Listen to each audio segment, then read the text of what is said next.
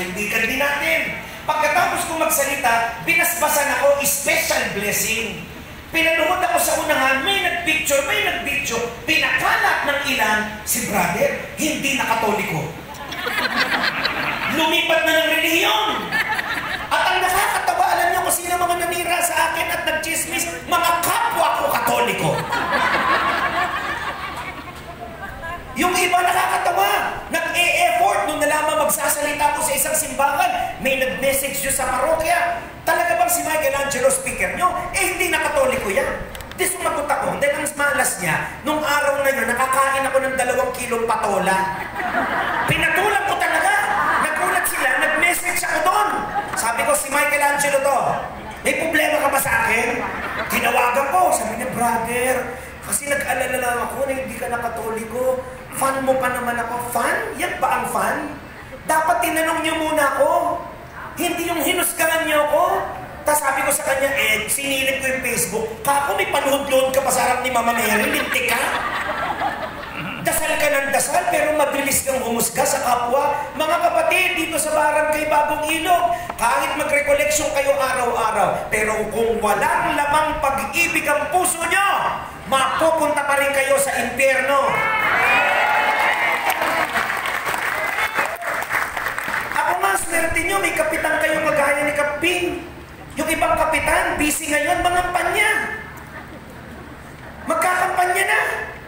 Si Kaping, anong pinagkakaabalaan? Bigyan kayo ng Lenten recollection. Dahil alam niya, masasama ugali ng mga tao dito.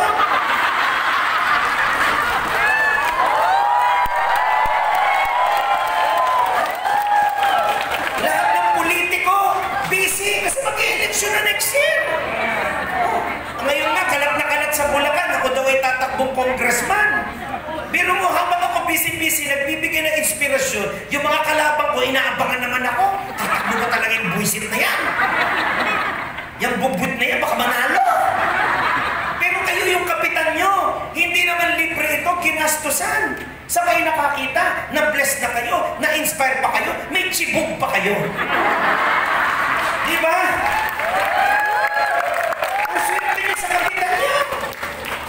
Kaya nga puti na lang, alam nyo ba, style yan kaya dinidisplay may pagkain. Kasi pag yung dinisplay mo, unti-unti mo, pag yung walang nakadisplay, unti-unti umaalis yung tao. Dahil alam nyo, pag walang merienda, hindi nagpupuntahan, di ba? Magkaninan tayo. Sa susunod na linggo, magsisimula na yung kinakapanabikan ng lahat ng barangay. Ano yun? Yung showdown ng lahat ng matatandang kakanta sa pasyon. Diba? Ang mga pasyon, paligsahan ng mga baranggayan. Palakasan ng trompa. Yung mga matatanda, lumakas lang yung bunganga, halos isubo yung mikropono. Alam nung bata-bata ako, mahilig akong kumanta sa pasyon. Hindi dahil gusto kong kumanta kasi maraming pagkain sa pasyon. Diba? May agahan, may merienda sa umaga, may tanghalian, may hapunan. Pag sinwerte ka pa ng overnight, yung pasyon, 2 araw na pamalengke, matitipid mo. Kumanta ka lang sa pasyon. Kaya dati kinakarir ko lahat ng pasyon. Pero nung naging artista na ako, medyo nahiya na ako. Hindi na ako basta kumakanta sa pasyon hanggat hindi ko alam ang ulam. Siyempre, nag-level up na ako, artista na ako. Kaya lang, kailangan ng tanay ko, excuse me, ano pong ulam ang pangit? Mukha kang patay gutom. Alam niyo ba, malalaman niyo kung anong handa sa pasyon? Tanungin niyo ako paano? Pag kumanta na ng aral. Alam niyo yung aral? Ang unang letra ay adobo. Ere naman ay relleno. Ang ikatlo'y arroz caldo. May kahasama pang liempo. Naku, Diyos ko. May liempo! Takbo tayo na! Tapos matatawa kayo mga nagpasyo. Pagkas pagpasyo, nagmumurahan. May 2 matanda, nag-aaway. Punyeta naman to. Ako naman ang microphone. Dahil isa lang yung microphone ng barangay. Ako yung matatanda. Pero kinakanta nila buhay ni Kristo. Anong punto ni Brother Michael? Mga kapatid, kailangan tayo maging mabuti, hindi lang pagpanahon ng Kwaresma. Kasi yung iba bumabait, napansin nyo, Katoliko, bumabait pag may season. Pumunta kayo sa parokya nyo. behave lahat ng taong simbahan. Walang nag-aaway na Mother Butler at Apostolada. Payapa ang CWL at Legion of Mary. Hindi nag-aaway ang mga Knights of Columbus at lay minister. Bakit? May season. Truce. Pahinga. Bakit? Kasi ang mga Katoliko parang prutas, seasonal. Pero pag wala ng season, away-away tayo. Pag wala ng season, watak-watak tayo. Mga minamahal na kapatid, bago po ako magsimula, hindi pa ako nagsisimula. Introduction pa lang yun. Huwag niyo pong sayangin ang pagpunta niyo rito. Ang unang hinihiling sa atin ng pananampalataya, tayo'y maging mabuti at mabait. Huwag tayong nagbabait-baitan. Maraming tao hindi mababait, nagbabait-baitan. May kasabihan, ang taong nagbabait-baitan, mapupunta sa langit-langitan. Diba? Siguraduhin niyong mabait tayo. Siguraduhin niyong mabuti tayo. Mga kapatid, ang pananampalataya ay hindi ho pabanalan. Kundi ang pananampalataya, ang sukatan ay pagmamahal. Sapagkat pag may pagmamahal, may kabanalan. May narinig ako, dalawang matanda nag-uusap. Sabi niya sa matanda, "Sister, magpapanalan tayo." Sabi niya, "Sige, paano? Tatanungin kita, sumagot ka. Tanungin mo ako, sasagot ako." Sabi niya, "Ano tanong mo, sister? Ilang dekada ng rosaryo ang dinadasal mo sa isang araw?" Sabi niya, "Isa lang. Kung luwalhati, tuwa, hapis, liwanag, isa lang." Sabi ng isa, "Ako hindi. Kung ilan ang dekada, lahat yun dadasalin ko. Hindi ako titigil hanggat di bumubula ang bibig ko kakarosaryo." Sumabat naman isa, "Ikaw, sister, ilang beses kang magsimba pag linggo?" Sabi niya, "Isa lang." Sumagot yung matanda, "Ako hindi. Kung 10 ang misa, 10 ang sisimbahan ko. Hindi ako titigil hanggat hindi ako dumidighay, kakakain ng ostya." Di naman sa dami ng kinain ng ostya, dumighay ka na. Pero tingnan nyo yung dalawang matandang yun, puro batikan chismosa yun. Walang ginawa yun kundi siraan yung kapwa nila. Pero lumuluhod at nagbabaw yan sa mga rebulto, umaati ng rekoleksyon, nag-uuwi ng mga merienda. Kaya huwag niyo pong sayangin. Sapagkat isa lang ang sinabi ni Kristo. Isa lang ang utos na iniwan niya. Sabi niya, mag-ibigan kayo. Kung paano niyo minahal ang sarili niyo, mahalin niyo ang kapwa niyo. Ito ang sukatan ng ating pananampalataya. Ito ang sukatan ng ating pagiging Katolikong Kristiyano. Kung kayo ho, medyo mainit, nainitan ho kayo, at least pag napunta kayo sa impyerno, normal na. Wow, para sa barangay na. Mga kapatid, darating ang panahon, tayo po'y magsusulit sa harap ng Panginoon. At ang mga panahon ng Kwaresma ay pagkakataon para sa atin. Una, magbalik loob. Sabihin nyo nga, magbalik loob. Kaya nakita nyo po, di ba, nung binuksan natin ang panahon ng Kwaresma, binuksan natin ito sa pamamagitan ng pagpapahid ng abo. Yung iba na pahira ng abo, hindi naman naintindihan. Pag tinanong mo, ba't kami abo? Napadaan ako dun, lahat meron eh. Yung isa naman, antingin sa abo, "Father, lakihan mo." Ginagawang anting-anting yung abo.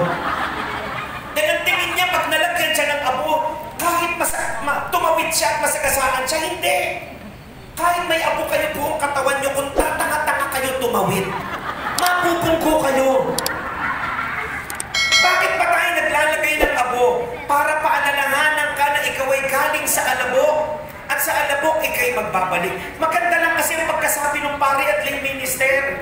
Ikaw ay galing sa alabok at sa alabok ikay magbabalik. Kung ako magiging pari, pasimplihin natin. Ganito lang, mamamatay ka rin. Kasi yun din naman ang ibig sabihin na. Ikaw ba e-amen? Ganun mo ba? Ay, wag na ako magpalagay. Pero isa lang ang totoo, mga kapatid.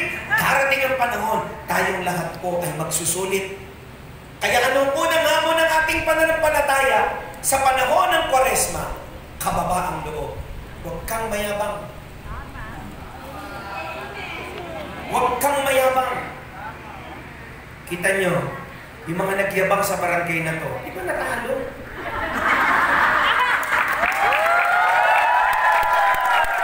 Kala nyo ba, hindi ko alam ang kwento ng barangay nyo. Marami ako nakitang ganyan, mga politiko, ang tatapang mo. Yung mga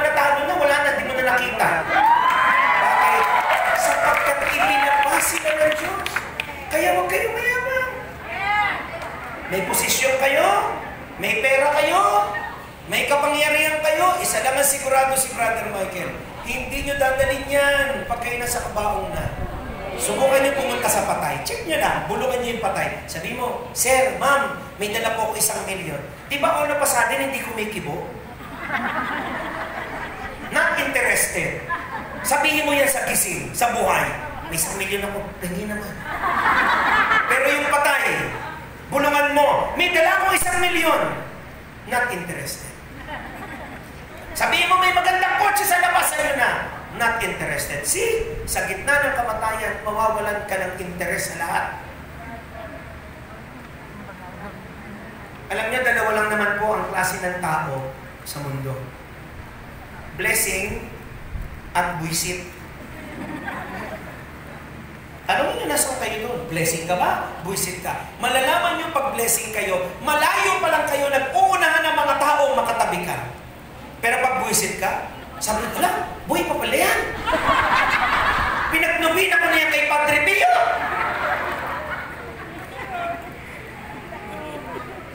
Ang mga nasa taas, ibababa. Ako nakita ko yan sa politika. Sa politika, walang kaibig-kaibigan. Walang kamag-anak. Pag pumasok ang yabang sa isip, gagawin ang lahat, manalo lang. Ang biro ko nga, nagsalita ko sa mga congressman isang araw. May pinagsabihin ako, barkada kong congressman, hoy congressman, siyang nataong ka ng congressman, ang laki-laki ng budget mo. Nung chinek ko yung programa sa distrito, eto lang, oplan tuli. Tuli lang ng tuli. Sabi ko, congressman, tumigil ka na. Wala nang balat ang mga tao dyan. Marami akong kilalang mga politiko, parang mga bituin sa langit. Bakit? Dahil sikat hindi. Kaya sila parang bituin sa langit kasi walang ginawa kundi kumurap ng kumurap. Dati ang uso, under the table. Ngayon, pakapalan, above the table. Nag-aalala na ako, Kapitan. Baka sa darating na panahon, may ilang politiko, hindi na under the table, hindi na above the table, including the table. Pati table, dinalanan. Alam niyo, ako yan ang natutunan ko sa tagal kong pagiging advisor ng mga politiko. Nakita ko lahat ng politiko kung paano sila umangat at bumagsak dahil sa kayabangan. Mga minamahal na kapatid, nagpapasalamat po ko sa inyong kapitan at sa inyong barangay na kayo ay may taunang ganitong activities upang ipaalala sa atin na ang tunay na kapangyarihan ay hindi nagmumula sa atin, kundi ang tunay na kapangyarihan ay nasa Panginoon. At ipinakita sa atin ni Kristo na ang tunay na kapangyarihan ay nagsisimula sa sakripisyo.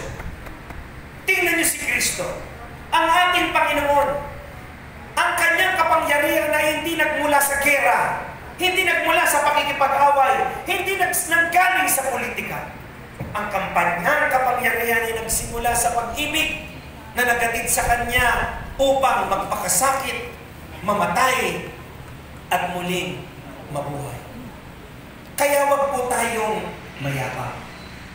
Alam niyo po, si Michelangelo, nung naging artista po ako, kailanman hindi ko po inisip na sikat ako. Bakit? Kasi aksidente lang naman nung naging artista ako. Napanood niyo po ako sa Pipito Manaloto, Michelangelo, the sitcom sa GMA News TV, at napapakinggan niyo po ang boses ko sa Love Radio, Tambalang Balasubas at Balaura, kasama ko si Nicole Liana at si Chris Chupe. Nakita niyo po ang mukha ko sa Chokstodo, sa RC Cola, sa Potato Corner. Pero ni minsan, hindi ko inilagay sa isip ko na sikat ako. Bakit? Dahil alam kong darating ang panahon, lalabos din ako. Nung unang taon ko bilang artista, napansin ko, hindi pa ako kilala ng mga tao. Pag nakikita ko sa mall, sabi ng mga tao, ay, artista to eh. Sino ka nga? Hindi ako kilala. Ako pa tinanong. Nung pangatlong taon ko na sa GMA, medyo madami na yung show ko. kung natatandaan yung show ni Ding Dong Dantes, yung pari siya, yung pari ko eh. Ako yung kontrabidang pari doon. Saka yung superhero, ako yung magbabalot na nag-i-English doon. Sabi ko, mukhang sikat na ako. Marami na akong show.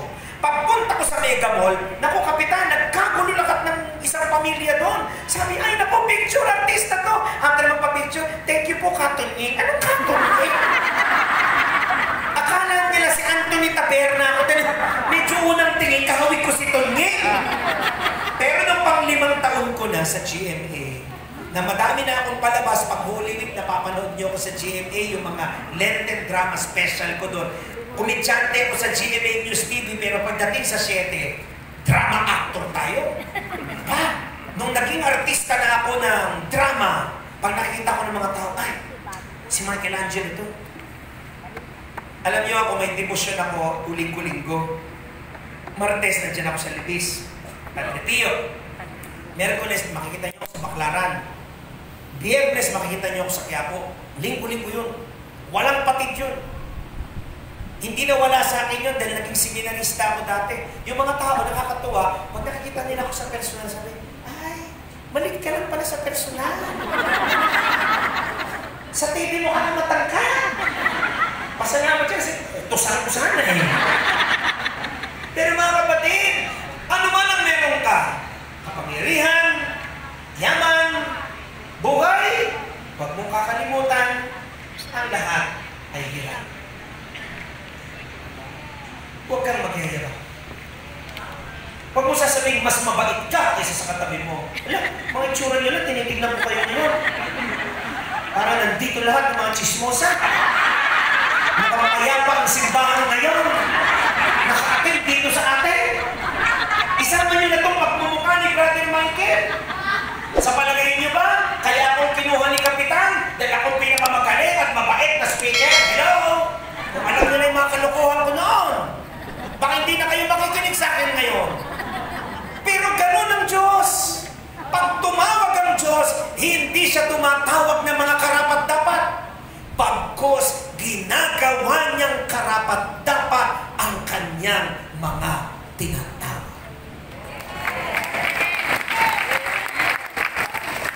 Doon natin kukunin ang sigla.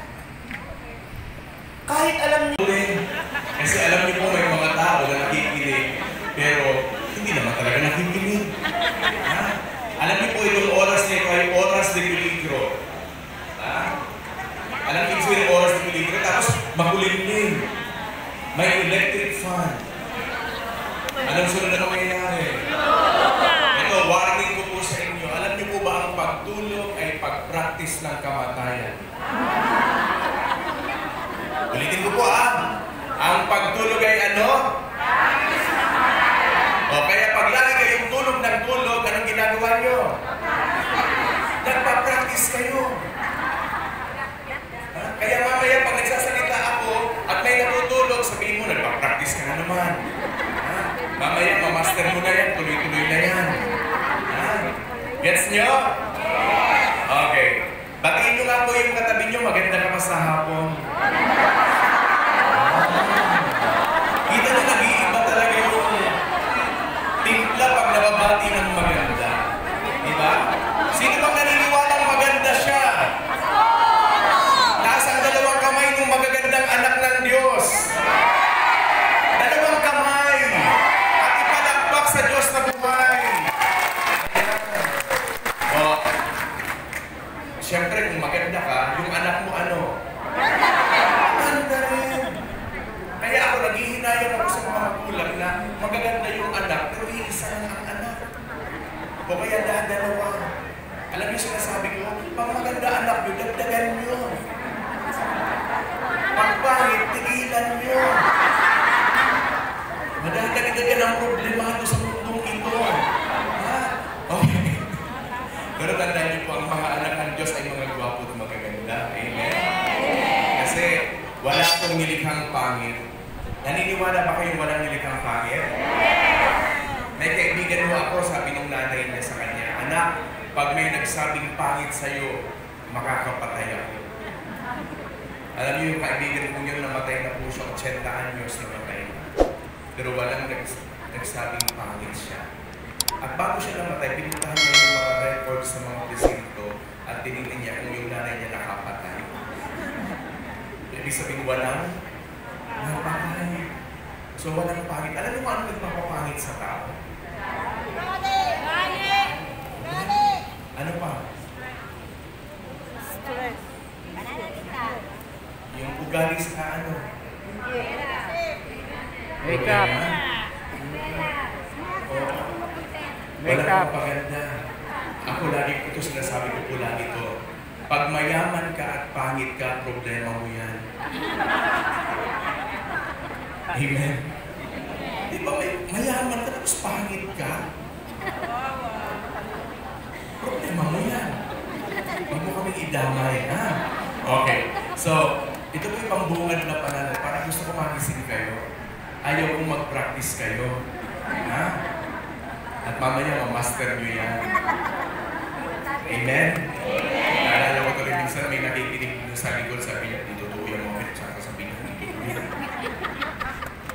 Lahat ng sinasabi ko, kinukontra, dito to yan. Tapos namatay, nakatagilid.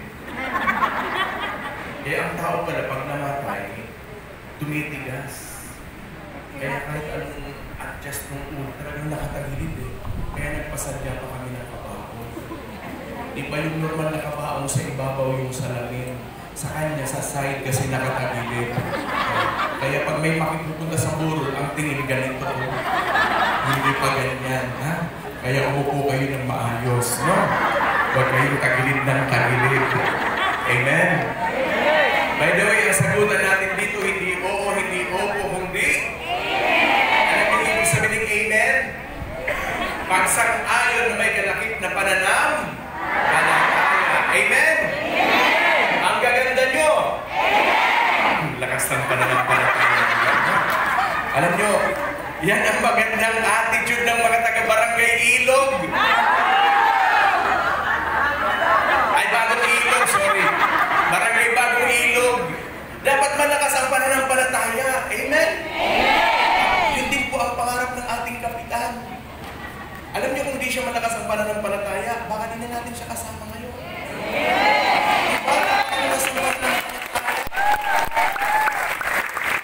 Alam niyo po, hindi lang ito yung una namin pagsama pag Holy Week. Noon po doon pa tayo sa may, ano ba kung tawag doon sa venue na yun?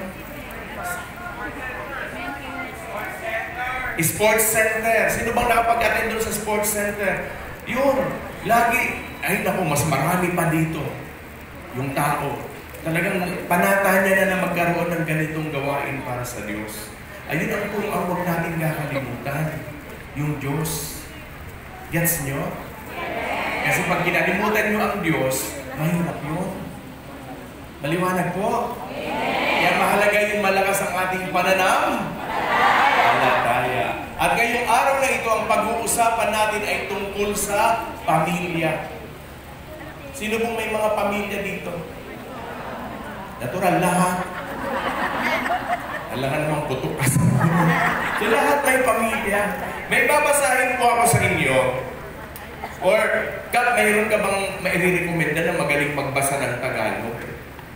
Ha? Sino kaya ang pwede natin tawagin na magbasa dito? May ipapabasa po ako hango sa Biblia. Ha? So, sino kaya ang maire-recommenda ni Kat? Ha? Yung Tagalog na sino? Lalaki o babae? Sino po? Roderick? Okay. Ano po siya? Secretary Roderick Jose? Nasaan si Secretary Roderick Jose? Ayan.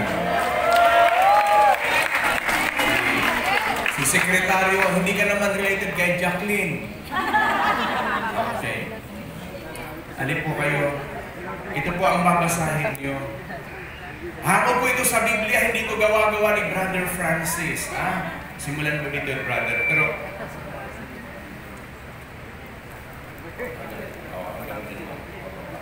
okay.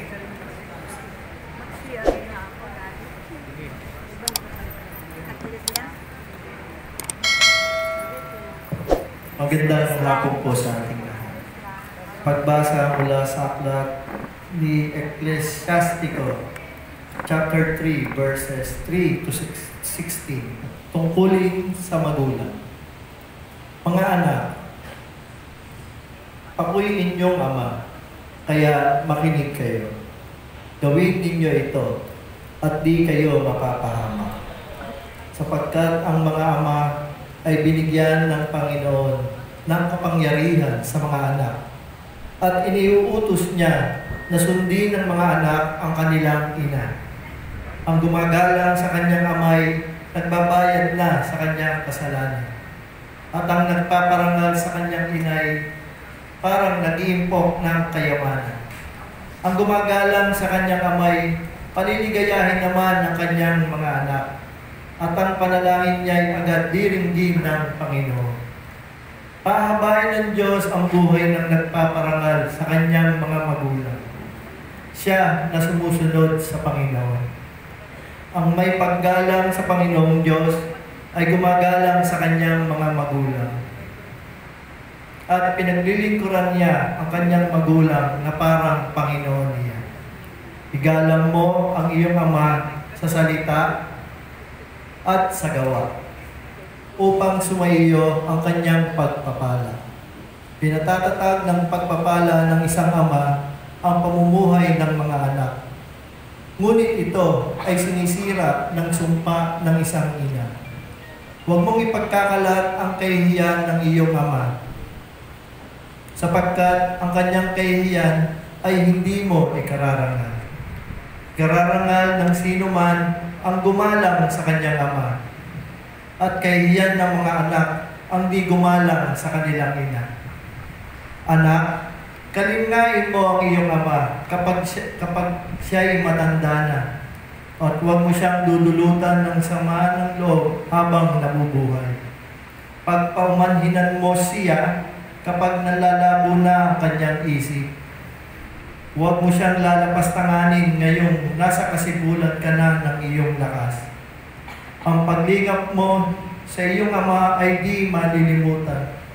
Iyan ay magiging kabayaran sa iyong mga kasalanan. Ang ginawa mo sa iyong ama ay aalalahanin ng Panginoon, at ang mga kasalanan mo'y matutunaw na parang yelo pagdating ng tag-init. Ang sino mang magpabaya sa kanyang ama ay para nang lumapastanganan sa Diyos, at ang gumagawa ng ikagagalit ng inay, susumpain ng Panginoon. Ang salita ng Diyos. Salamat po, Sekretaryo. Naunawaan niyo po?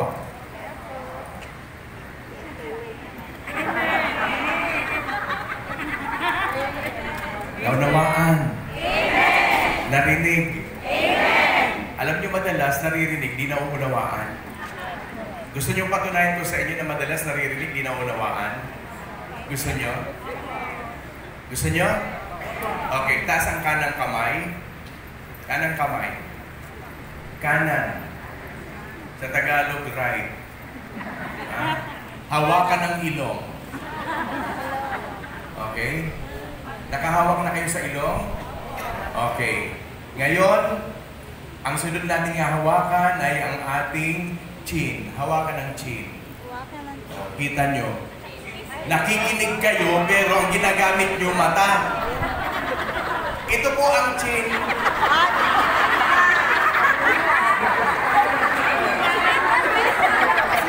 Chin po ito. Yun ang hirap sa atin na nakikinig. Pero iba naman yung naririnig. Kasi sa pakikinig, ang ginagamit, hindi tenga kundi mata. Porque dito ko nakahawak, dito rin humawak. Alam nyo, minsan mas masarap pang kausap yung mga bulan kaya sa mga dilat. Amen? Amen. Yung mga bulag, alam nila ito yung chin. Eh yung mga dilat ito, isipin mo kung yung chin mo nandito, anong itsura ng mukha mo? Kabingi. Ano mo pang na-atake niyan? Amen? Amen. So, Alam niyo, ang sarap yung kausap. Yan ang gusto ko sa mga, lalo naman nagkakaedad na, yan ang masarap na kausap. Kaysa nun po sa isang barangay, inimbitahan din ako magsalita. Lahat nagtatawanan, may 3 babae nakaupo sa harap, hindi ho kayo yun ha. May 3 babae nakaupo sa harap, lahat tuwang-tuwa, yung 3 nakaganyan lang. Ako ho yung speaker mula umaga hanggang hapon. Kaya nung, parang kayong 3? Kaya nung tanghali, nagtanong ako dun sa mga taga-ron. Sabi ko, sino ba yung 3 nakaupo dun sa unahan? Na lahat nagtatawanan, yung 3 nakaganyan lang. Sabi sa akin, ay naku Brad, bang pansinin nyo? Kaya ko, bakit? Yan yung mga mayayaman dito sa barangay namin. Taon-taon yung 3 yan, pumunta ng Thailand, nagpapabanat ng mukha. Alam nyo, ang hirap na palang tumawa pag nagpapabanat ng mukha. Sabi sa akin, brother, mamaya pag nagtatawanan, lapitan mo, tumatawa rin niya. Alam nyo, di ako nakatiis na lapitan ko. Tumatawa nga. Gusto niyo kung makita kung paano na tumawa yung nagpapabanat ng mukha? Gusto niyo? Gusto niyo? Ganito na ako. Ito na yung umuog kasi makapulog. Akala mo, kadapati na iniwan ng kanyang partner. Alam niyo, sarap yung kausap. Pasalamat kayo, malapit lang ang CR. Pero sabi nga ni Kapitan kanina, brother, winarningan ko na sila dapat mag-diaper. Naway naka-diaper kayo, ha? Kasi lalo na pag nagkakaedad na, pumupugak-pugak na. Alam na, Liz.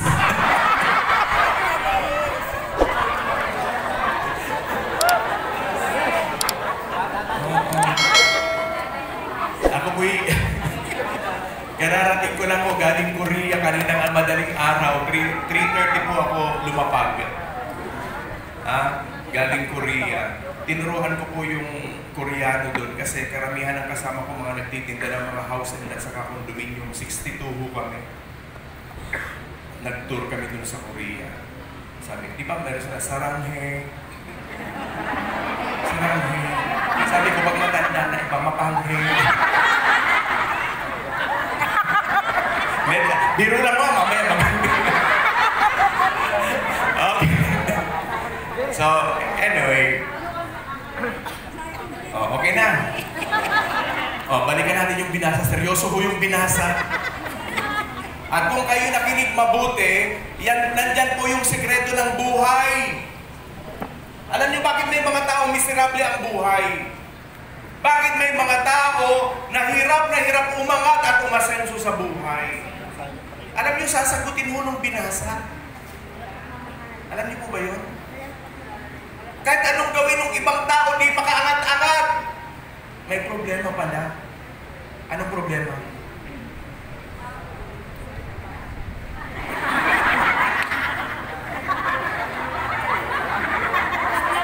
Anong problema? Walang magandang relasyon sa magulang. Hindi marunong rumispeto ng magulang. Hindi marunong makinig. Ako nga naghihinayang ako kung bakit mga magulang ang nandito. Dapat islaman nyo rin yung mga anak nyo. Pero ito, hindi pa naman huli ang lahat eh. Ngayon pong Holy Week, bibigyan ko kayo ng assignment. Ito pong binasa natin, may mga Biblia ho ba kayo sa bahay nyo? Okay. Salamat naman at may mga Biblia kayo. Yung wala, bibigyan ko. Ha? Bibigyan ko ng parusa. Kung ano-anong binibili nyo Biblia, di kayo makabili. Ha? Okay. Siguraduhin nyo may Biblia. Pero importante po yung Catholic Bible. Kasi sa Protestant Bible, wala po yung Ecclesiastico o kaya Sirach. Ha? Yung sa English po, Sirach. Pero sa ibang Tagalog version, Sirach. Pero kanina ang binasa Ecclesiastico kasi yun ang translation niya, Ecclesiastico. Alam niyo po, chapter 3, verses 1 to 16. Tandaan niyo po yun Ecclesiastico o kaya Sirach or Sirach, chapter 3, verses 1 to 16. Anong gagawin niyo? Ngayon pong Holy Week, di ba magkakasama-sama yung pamilya? Nagsasama-sama pa ho ba kayo? Pabahala na kayo sa buhay nyo. Nagsasama-sama ba? Okay, kung magkakasama kayong pamilya, alam nyo, i-assign nyo yung panganay nyo na magbasa. Isulat nyo Ecclesiastico, Kabanata 3, Taludturan 1 hanggang 16. Sirach, chapter 3, verses 1 to 16. Okay. Anong sinasabi doon? Ang alam kasi natin, ang mga magulang lang ang may tungkulin sa anak. Mali! Hindi lang po ang magulang may tungkulin sa anak. Dito pinapatunayan na anong pamagat ng binasa natin. Nakinig kayo, di ba? Sekretaryo, anong pamagat? Di ba tungkulin sa magulang? Na hindi lamang yung magulang ang may tungkulin, bagkos yung mga anak ay may tungkulin din. Kaya nga ano yung unang habilin? Mga anak, makinig kayo para di kayo mapariwara. Bakit maraming anak ngayon napapariwara? Hindi nakikinig. Pinagsasabihan mo, nasasagot-sagot pa, alam ko na yan. Anak, kababae mong tao, anong oras ka na naman uuwi? Alam ko na yan! Anak, high school ka pala, huwag mo nang magbo-boyfriend na. Alam ko na yan! Anak, kababae mong tao, naglalasal ka. Alam ko na yan! Anak, may nakakita sa'yo dun sa mall, may kasama ka raw. Alam ko na yan! Isang araw umuwi, Nay, buntis ako. Alam ko na yan!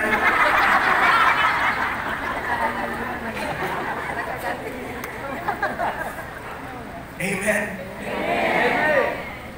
Mga anak, pag pinagsasabihan kayo ng magulang nyo, makinig kayo. Walang magulang na nangarap ng kapahamakan ng anak. Kung yung magulang nyo nasa katinuan ng kanyang pag-iisip. Bakit ko dinagdag yun? Kasi ngayong panahon, di na natin masabi may mga magulang na praning. Kasi mga adik.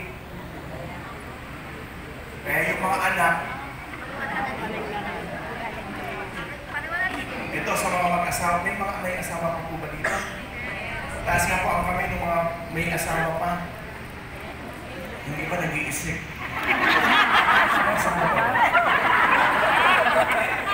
Dalawang kamay ng may asawa, taas ang dalawang kamay ng may asawa.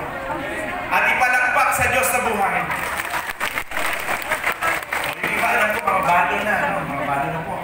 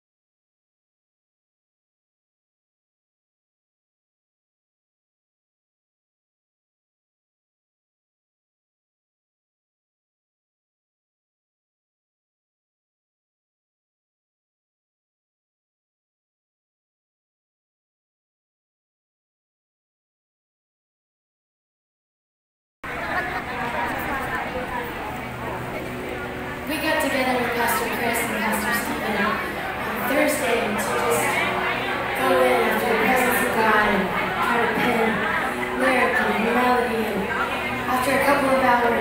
just felt like the presence of God just stopped everything.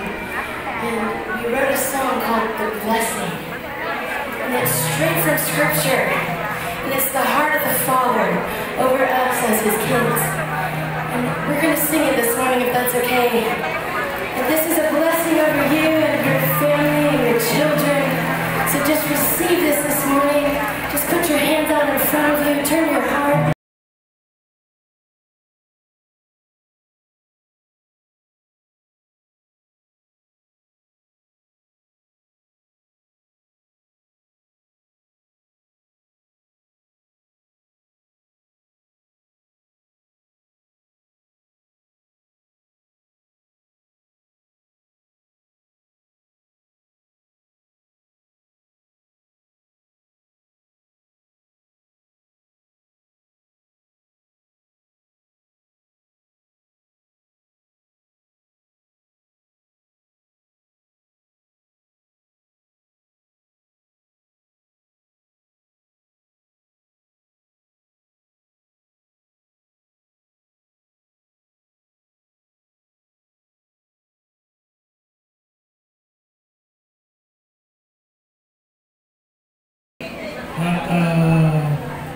Ngayon po ay magsisimula na po ng ating programa ngayong hapon na ito.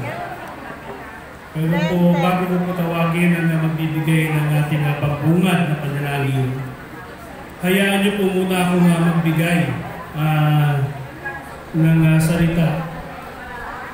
Galing po sa Aklat ng mga Awit, Kabanata 118, versikulo 5 hanggang 9. At ito po ang sinasabi. Nang ako'y magipit, ang Diyos na si Yahweh ay aking tinawag.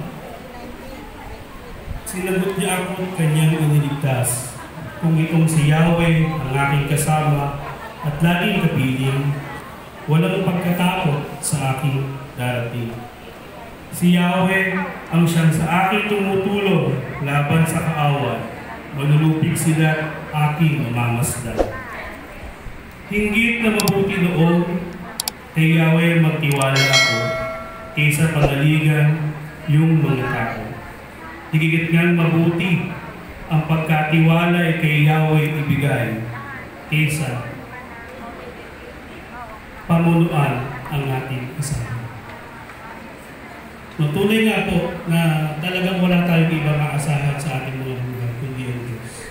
Sa oras ng kagipitan, sa oras ng kalungkutan, sa oras ng kasiyahan tagumpay, lagi po natin unahin ang Panginoon. Dahil po dyan, papasok po ang tema ng ating Lenten Connection ngayong hapon na ito.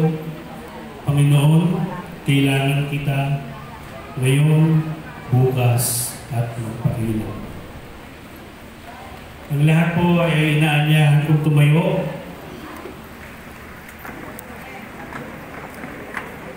para po sa ating pambungad na panalangin na pangunahan po ni Binibining Oleg Cabulay.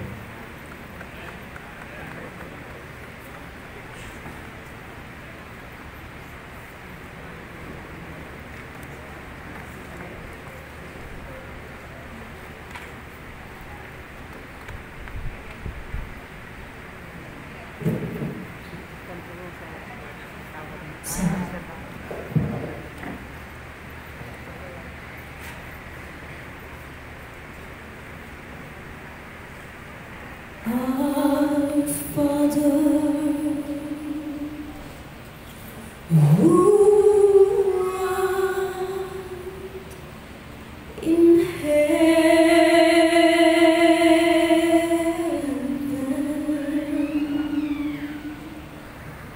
hallowed